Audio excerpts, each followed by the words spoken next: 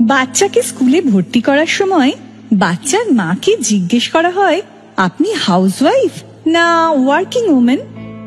প্রশ্ন শুনে ঠোঁটের কোণে একটু হাসি হেসে বলে, এর উত্তরটা এতটা ছোট নয়, মানে এক কথায় প্রকাশ করার মতো নয়।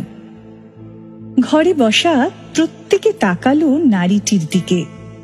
শিশুর মা বলতে শুরু করলো, দেখুন, বাড়িতে যখন কেউ থাকে না তখন আমি কিন্তু দারোয়ান, জামা কাপড় কেচে ইস্ত্রি করি সকলের, তাই তখন আমি ধোপা।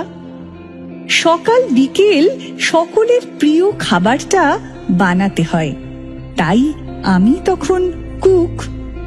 সন্ধেবেলা বাচ্চাদের পড়াতে হয়, তাই আমি শিক্ষিকা। বাড়ির বড়দের দেখাশোনা করতে হয়, অসুস্থ হলে সেবা করে তাদের সারিয়ে তুলি, তাই আমি তখন নার্স। স্কুটি চালিয়ে বাচ্চাকে স্কুল থেকে টিউশন সর্বত্র নিয়ে যাই, তাই আমি ড্রাইভার। বিরহ একাকিত্বে আমি আমার স্বামীর প্রেমিকা।